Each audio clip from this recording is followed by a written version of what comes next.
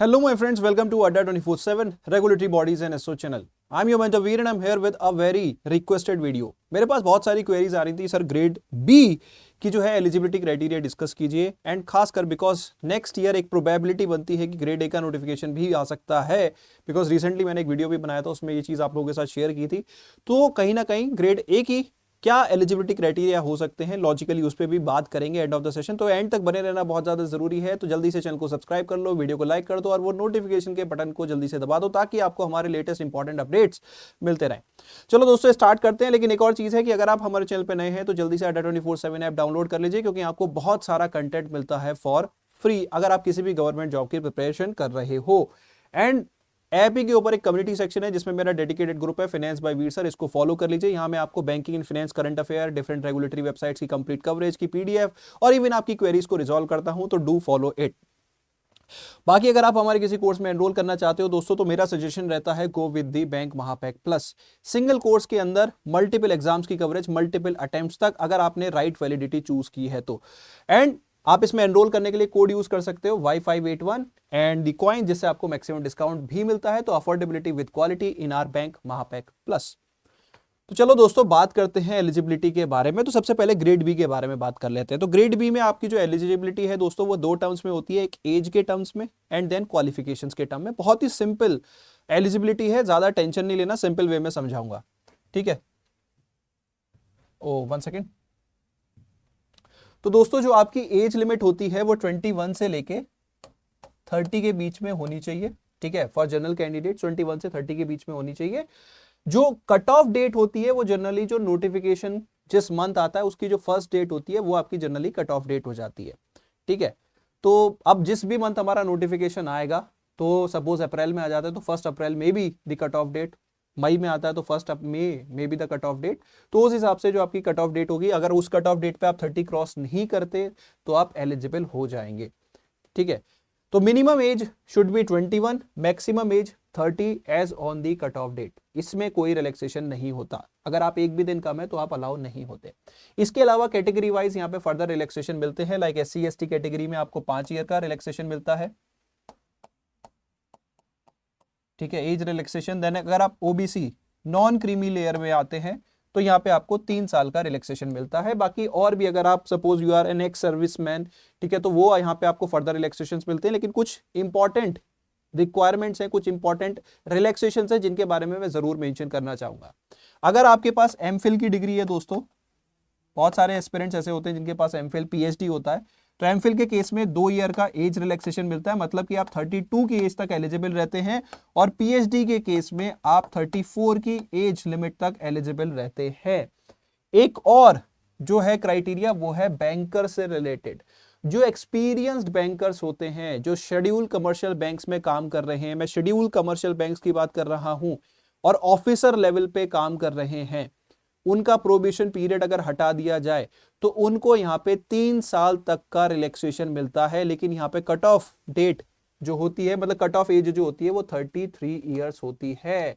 Suppose कोई SBI में है कोई, सपोज उनका प्रोबेशन पीरियड ओवर हो चुका है, उनके पास 2 साल या 1 साल या 3 साल या उससे ज्यादा का एक्सपीरियंस है, तो मैक्सिमम अप टू 3 ईयर तक उनको एज रिलैक्सेशन मिल जाएगा। मतलब they can apply up to the age of 33 years. ये बहुत इंपॉर्टेंट क्राइटेरिया है।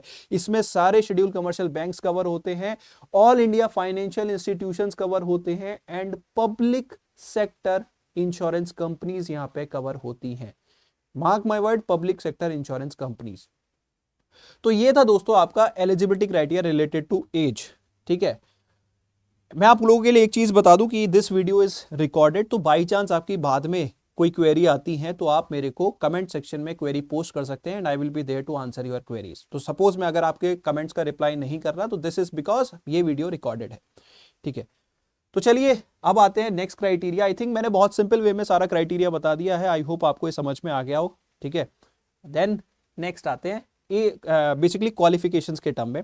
तो क्वालिफिकेशंस का भी बड़ा सिंपल फंडा है दोस्तों कि ग्रेजुएशन लेवल पे अगर आपके 60% मार्क्स रहे हैं एक जनरल कैंडिडेट के लिए, ठीक है, 50% in case of SC ST and PWBD candidates, और 55% अगर आपके मार्क्स रहे हैं पोस्ट ग्रेजुएशन में, no requirement for such marks for SC ST categories या PWBD कैटेगरी। मतलब मैं आपको सिंपल वे में समझाता हूं, अगर आपने ग्रेजुएशन किया, मतलब शॉर्ट में लिखते हैं ग्रेजुएशन, लाइक BSc, ठीक है, BTech, BCom, अगर आपने इस तरह के ग्रेजुएशन सब्जेक्ट्स मतलब ग्रेजुएशन किया है इस तरह की स्ट्रीम्स में, ठीक है, BA, बहुत सारी स्ट्रीम्स हो जाती हैं, तो आप कहीं ना कहीं समझ गए होंगे, ठीक है। तो आपके मिनिमम 60% मार्क्स होने चाहिए for a general candidate. 60% marks aggregate में, हर सेमेस्टर में नहीं, क्योंकि सेमेस्टर्स होते हैं, किसी सेमेस्टर में कम है, किसी सेमेस्टर में ज्यादा है। जो फाइनल मार्कशीट है उसमें 60% से ऊपर मार्क्स होने चाहिए, एज सिंपल एज दैट, ठीक है। अगर आप SC ST या persons with benchmark disability category में आते हैं, तो फिर the criteria is 50%। I think colour मुझको चेंज कर लेना चाहिए, आप लोगों को शायद नहीं दिख रहा हो, ठीक है। तो 60% इन case of general candidate and 50% in case of SC ST and the persons with benchmark disability. अब अगर हम, ये तो था ग्रेजुएशन के बारे में दोस्तों, अगर हम पोस्ट ग्रेजुएशन के बारे में बात करते हैं, लाइक आपने MSc किया हुआ है, ठीक है, MBA किया हुआ है, MCOM किया हुआ है, तो डिग्रीज लाइक जिनमें मास्टर्स होती है तो they are like PG degrees. तो यहां पे फिर क्राइटेरिया थोड़ा सा रिलैक्स्ड हो जाता है। UR कैंडिडेट के लिए जो क्राइटेरिया है, मतलब जनरल कैंडिडेट के लिए जो क्राइटेरिया है वो है आपका 55%। और अगर आप SC ST या persons with benchmark disability category से हैं तो फिर कोई भी पासिंग मार्क्स नहीं, मतलब सिर्फ पासिंग मार्क्स चाहिए, ठीक है, कोई भी मिनिमम परसेंटेज क्राइटेरिया नहीं है। तो ये आपका सिंपल सा ग्रेड बी जर्नलिस्ट स्ट्रीम का जो क्राइटेरिया होता है वो ये आपका सिंपल मैंने आपको एक्सप्लेन कर दिया है, ठीक है। तो ये था आपका ग्रेड बी लेवल की वैकेंसीज की एलिजिबिलिटी क्राइटेरिया। लेकिन देखो नेक्स्ट ईयर दोनों की ही बहुत हाई पॉसिबिलिटी है। अगर हम करंट सिनेरियो में बात करें तो जैसे हमने अभी शेयर किया था कि शायद 150 वैकेंसीज हो सकती हैं, तो मे बी उनमें से कुछ वैकेंसीज वो डायरेक्ट रिक्रूटमेंट, कुछ जो है मे बी प्रमोशन के थ्रू रिक्रूट करें, तो देयर इज अ पॉसिबिलिटी कि लास्ट ईयर से बेटर वैकेंसीज हमें देखने को मिल सकती है, ये बात तो है। और मोस्ट प्रोबेबली ग्रेड बी हमें देखने को ही मिलेगा, ठीक है, मोस्ट प्रोबेबली। तो अब ग्रेड ए अगर आ जाता है तो उसके रिगार्डिंग क्या एलिजिबिलिटी क्राइटेरिया हो सकता है, क्योंकि बहुत सारे बच्चे कहीं ना कहीं ये भी जानना चाहते होंगे सर ग्रेड ए का क्या, क्योंकि आप ही बता रहे हो ग्रेड ए आ सकता है, आ सकता है। तो देखो ग्रेड ए के रिगार्डिंग अगर हम बात करें तो मुझे एलिजिबिलिटी क्राइटेरिया में कोई चेंज नहीं लगता कि वो एलिजिबिलिटी में कोई भी चेंज करेंगे। ग्रेड बी से मैचिंग ही शायद एलिजिबिलिटी क्राइटेरिया रहेगा, ठीक है। क्योंकि बहुत सारे बच्चों के मन में डाउट आ सकता है सर क्या ग्रेड ए के जो एज अपर एज लिमिट है क्या वो कम की जा सकती है, तो आई डोंट थिंक कि ग्रेड ए की अपर एज लिमिट 30 से कम की जाएगी। क्योंकि अगर हम बाकी रेगुलेटर्स देखें या बाकी सिनेरियो में भी देखें तो जैसे नाबार्ड इज बेसिकली एक इंस्टीट्यूशन है जो आरबीआई से निकला है, तो उनके रिक्रूटमेंट्स और आरबीआई के रिक्रूटमेंट रूल्स ऑलमोस्ट सेम रहते हैं। तो जब वहां पे ग्रेड ए लेवल की जो अपर एज लिमिट है वो 30 है और मिनिमम 21 है, तो आई डोंट थिंक आरबीआई भी जब ग्रेड ए लेवल पे रिक्रूट करेगा तो कोई भी एलिजिबिलिटी क्राइटेरिया एज के टर्म्स में चेंज नहीं होने वाला, इवन क्वालिफिकेशन के टर्म्स में भी चेंज नहीं होने वाला। We are assuming like this. बाकी जब नोटिफिकेशन आएगा या हमारे पास बीच में कोई अपडेट आता है तो हम आप लोगों के लिए जरूर लेके आएंगे पहले ही।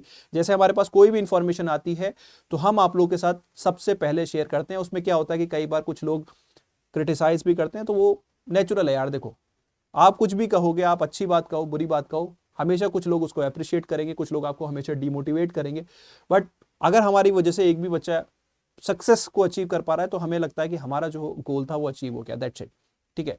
तो ग्रेड ए के रिगार्डिंग मैं ये कहूंगा कि जो हमारा ग्रेड बी का एलिजिबिलिटी क्राइटेरिया है एज ऑफ नाउ वही आप स्टैंडर्ड मान सकते हैं, वही कहीं ना कहीं बाकी इंस्टीट्यूशंस में भी फॉलो होता है ऑलमोस्ट। कुछ में ग्रेजुएशन स्ट्रीम्स को ऐड कर देते हैं, तो जब ग्रेड बी पे वो कोई स्पेशलाइजेशन नहीं मांग रहे तो आई डोंट थिंक ग्रेड ए पे वो कोई स्पेशलाइजेशन मांगेंगे। लाइक सेबी जो है वो आपके बीटेक या बीटेक या फिर लॉ ग्रेजुएट्स को ही एक्नॉलेज करता है, तो ऐसा मुझे नहीं लगता आरबीआई करेगा। RBI would remain open for all the graduates with the same percentage criteria. I don't think कि शायद परसेंटेज क्राइटेरिया में भी वो रिलैक्सेशन देंगे। The criteria might remain the same for grade B as well as grade A. हाँ, maybe exam pattern से related वो changes जरूर कर सकते हैं। अब वो क्या करते हैं क्या नहीं करते उसको अभी थोड़े टाइम के लिए छोड़ देते हैं। तो अभी के लिए दोस्तों आई थिंक आपको ग्रेड बी ग्रेड ए का एलिजिबिलिटी क्राइटेरिया समझ में आ गया होगा। कोई भी क्वेरी है तो आप कमेंट सेक्शन में पोस्ट कर सकते हैं and I will be there to answer that query. तो इसी के साथ सेशन करते हैं रैप अप। एक लास्ट इंपॉर्टेंट अपडेट दोस्तों, क्योंकि ये भी जरूरी है कि हमारा नया आरबीआई का बैच जो है, जो फाउंडेशन बैच है, वो यहाँ पे स्टार्ट होने वाला है। तो उसके रिगार्डिंग मैं आपको अपडेट्स दे देता हूं, ठीक है। अगर आप हमारी वेबसाइट पे जाओगे, 1 सेकेंड, अगर आप हमारी वेबसाइट पे जाओगे Adda 24/7 तो यहाँ पे रेगुलेटरी सेक्शन में जब आप जाओगे दोस्तों, तो here is the RBI grade B course, this is our latest course. इसकी क्लासेस 11 दिसंबर से स्टार्ट हो रही हैं, complete foundation batch for grade B, ठीक है। अभी हम फाउंडेशन जो लेके चलेंगे आपका ग्रेड बी के अकॉर्डिंग ही लेके चलेंगे, ठीक है। हम वही सारा कंटेंट आपको कराएंगे, ठीक है। तो दिस इज द बैच, आप इसमें एनरोल कर सकते हो।